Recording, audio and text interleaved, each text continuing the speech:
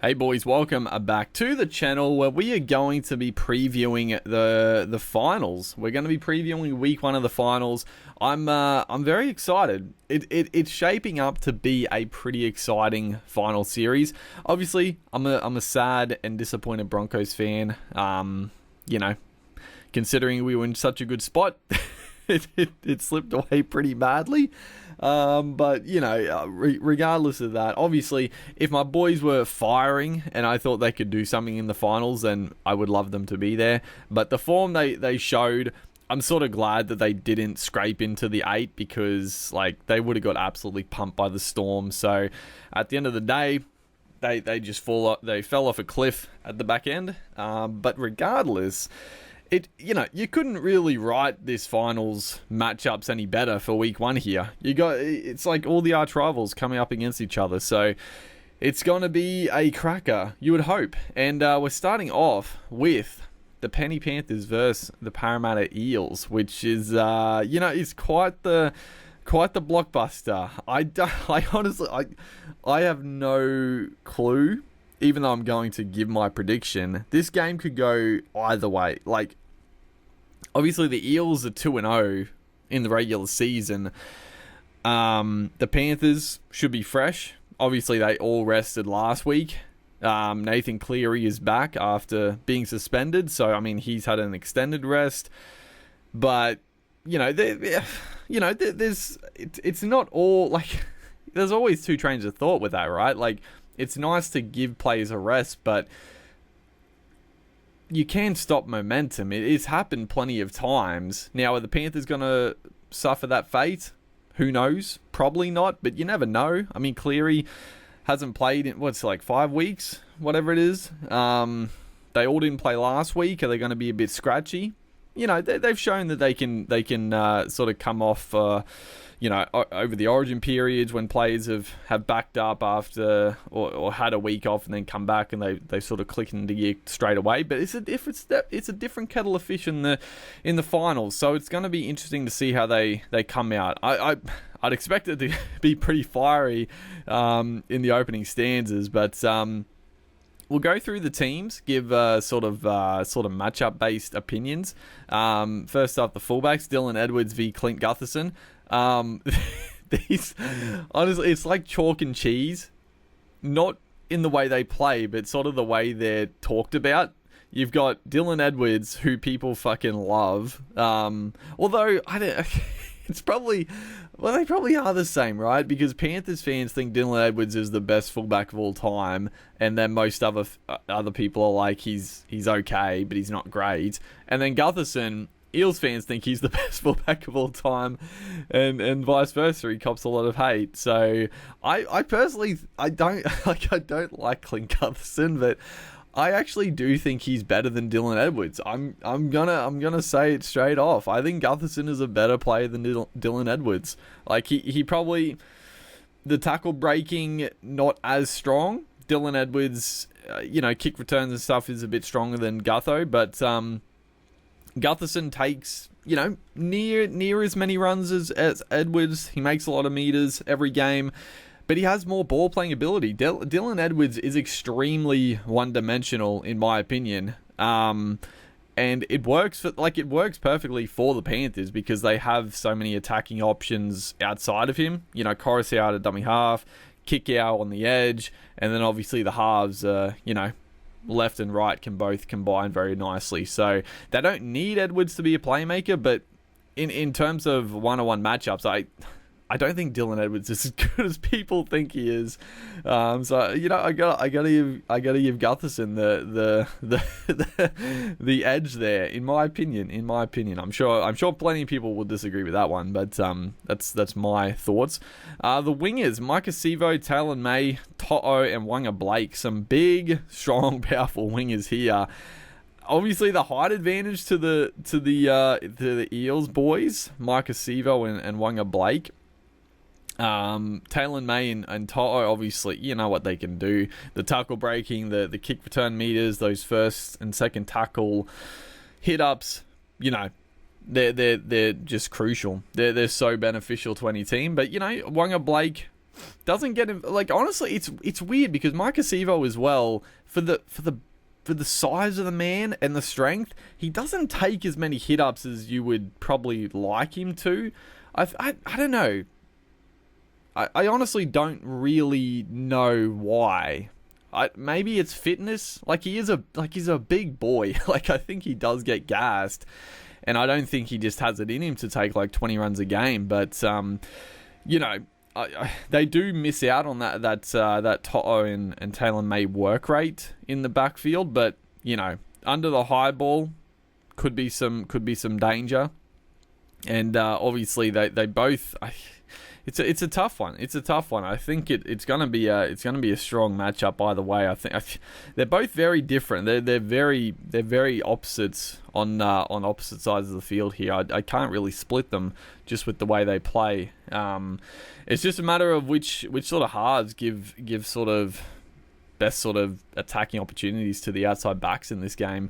The centres, Isaac Tungo and Stephen Crichton up against Tom Opicic and Will Penasini. I mean, the star power obviously goes to Tungo and Crichton, but I mean, honestly, the underrated Tom Opicic, honestly, as solid as you'll find him, I'm still upset that he left the Broncos back in the day. Like, he was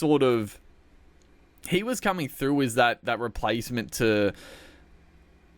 Who was it at the time? Like, it went from, obviously, Brent Tate left, and, I mean, he was around for a bit longer at the Cowboys, but then you had Jack Reed, who was really good. Unfortunately, injuries crippled his. Steve Michaels was coming up after that, I think it was, and he was sort of touted as the next up-and-coming centre at the Bronx. He didn't... I like Steve Michaels at the start, but he didn't quite kick on, and he sort of lost a lot of confidence at the back end there.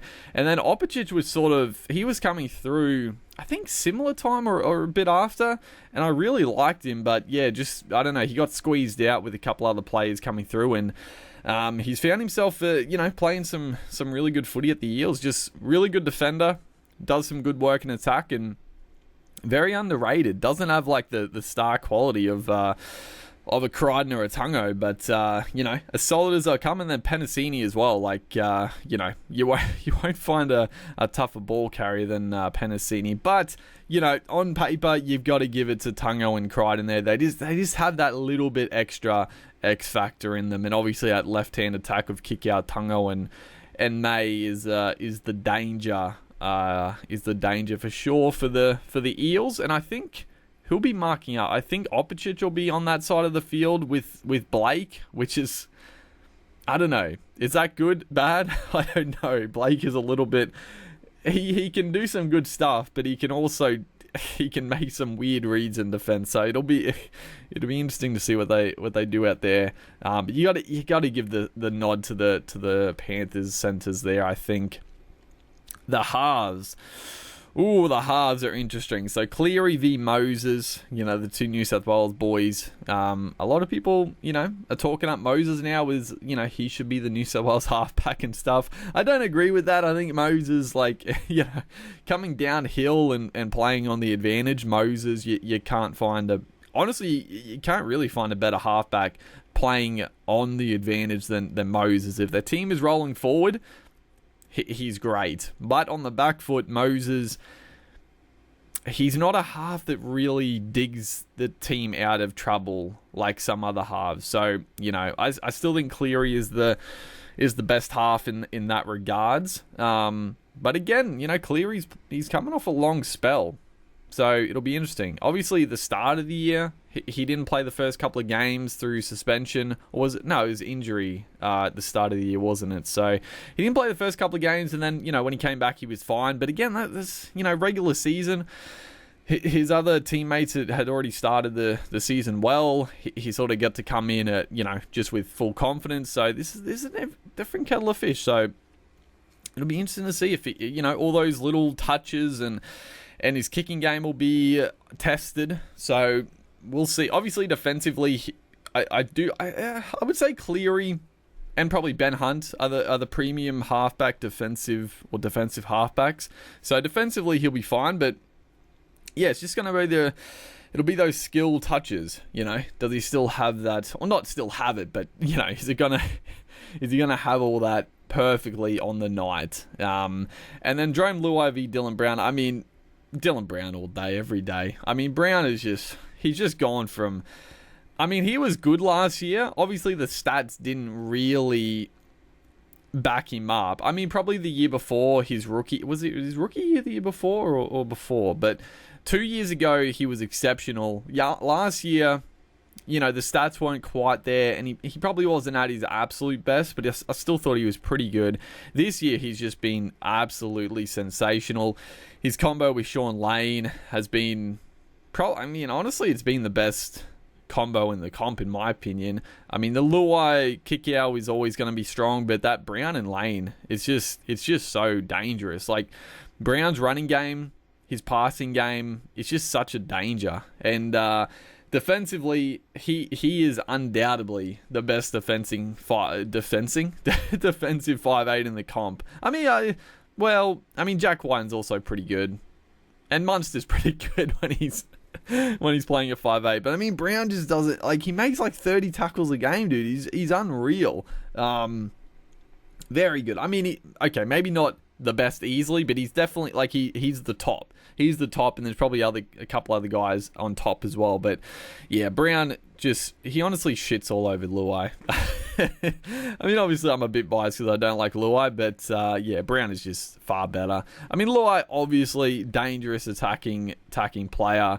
I think his kicking game is pretty dog shit. So this is, you know, it's where another sort of further pressure is going to mount on Cleary. You know, missing so many games. He's still the main kicker. Luai does the odd kicking, but I just don't think his kicking game is up to, you know, that good. His short kicking game especially kicks a lot dead, and his, you know, general play kicking is fine, but not, you know, not anything to write home about. So yeah, going to be a lot of pressure on Cleary here, but I gotta give the Eels, I think they have the better combo in halves. I'll say it. Obviously, they're taking on the New South Wales halves pairing, but I think the Moses Brown is just slightly better. You know, I think Cleary is better than Moses, but I think Dylan Brown's a lot better than Luai, so it balances out. And taking into account Cleary has been away for a while, just might not, you know, I mean, I'm saying he might not, but honestly, he probably will be fine. He probably will be fine. So the big boys, we have some big strong forwards here. It's gonna be physical in the middle. You got Regan Campbell-Gillard, Moses Leota, Fisher Harris, Junior Polo.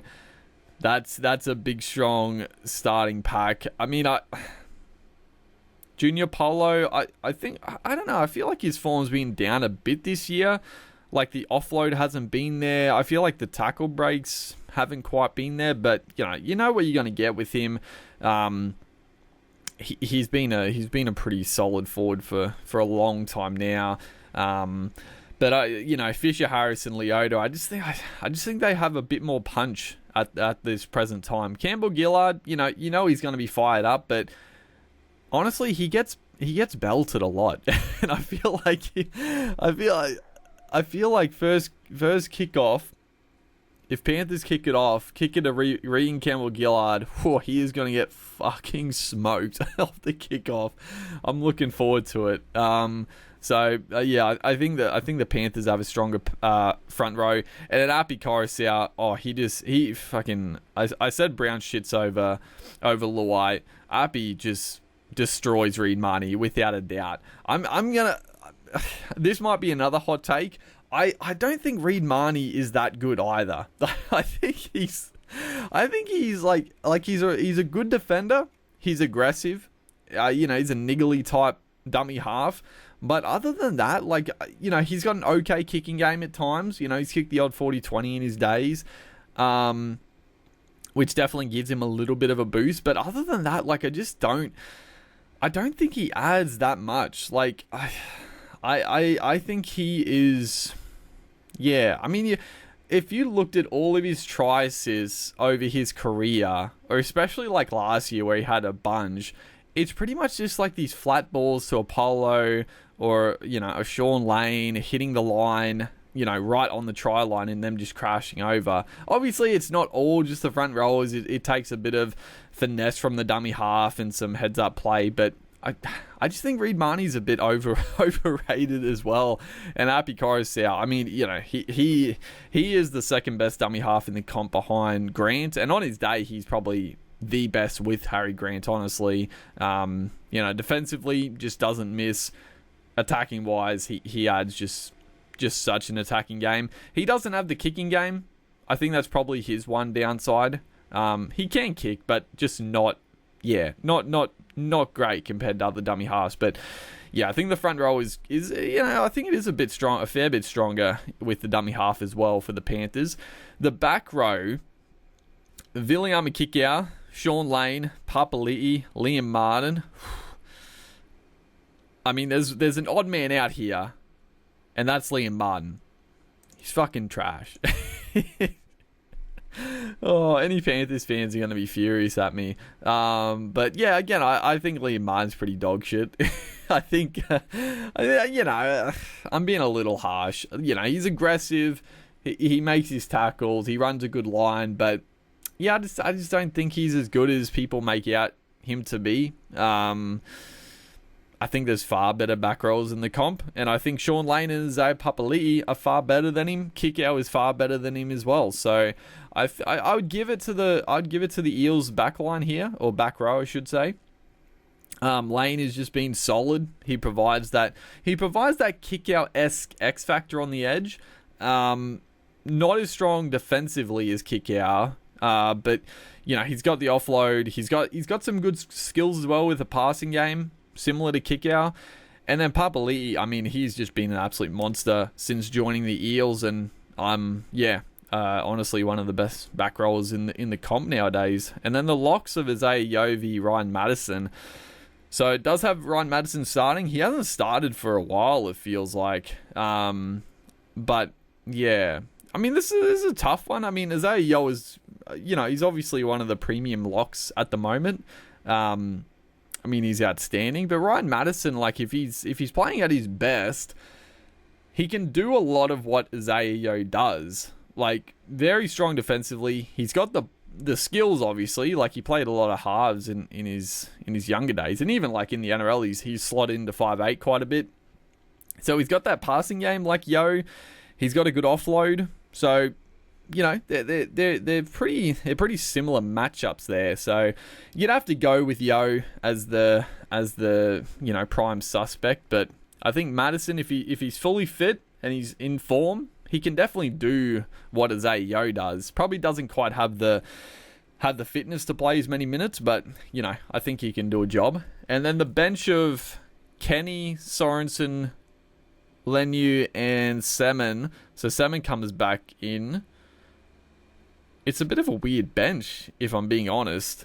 Up against Makatoa. Fucking Jake Arthur's there. Why? Why is Jake Arthur there? What is this? Jake Arthur, Oregon Kafusi, and Niokore. I mean, I looking at the reserves, I mean, Nathan Brown is just, I don't know, he's just absolutely on the outer. I mean, he was one of their best forwards a couple of years ago, but yeah, he's just on the shitter now. Bryce Cartwright, obviously not getting to go as that utility. And I guess, yeah, their only real option, I guess, is Jake Arthur. If they want to, if Reed Marnie needs a spell for a bit, he can slot in a dummy half. If a halves player gets injured, obviously Jake Arthur is there for backup. I mean, I guess it's fine. And they've got there's some big boppers on the bench. I guess Niokore, he's good utility as well. He can play in the centres if need be. He can play on an edge or in the middle. So Niokore is honestly a really good bench player. He just provides so much cover. I think the Eels bench is honestly a lot better than the Panthers bench. I think Scott Sorensen has been very good. Excuse me. Spencer Leniu.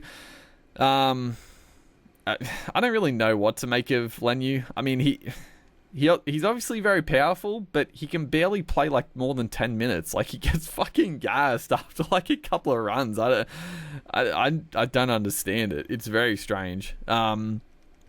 Mitch Kenny, obviously, to spell. Well, will he spell Coruscant? Maybe, depending.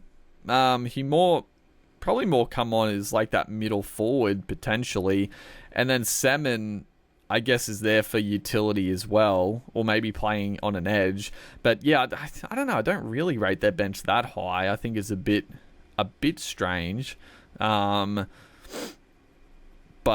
yeah, I mean, they've done the job for a long time, those guys. So, but yeah, I'll give the Eels a bit of a nod there. I think they just have a bit more X factor, a bit more punch off the bench.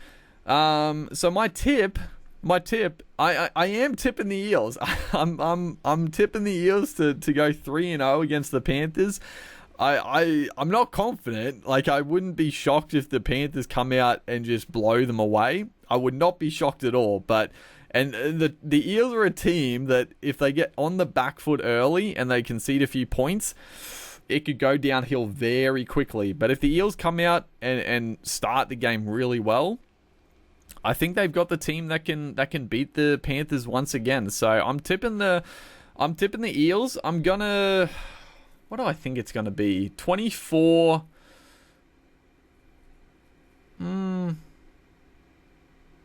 What do I reckon? 4 tries? Are they gonna score 4 tries? No, honestly, go 18-12. 18-12 to the Eels. I think, are they going to be more? I don't know. It's a tough one because they have some good attack in them, but to win the finals games, you need your defense to be on song. So I feel like the defense is going to be more on show this game, and I think it's going to be a close one. So 18-12 to the Eels. I'm excited for it. You know, it's finals time. No more worrying about Supercoach. I don't need to worry if a player gets, smashed early, out of the game, whatever.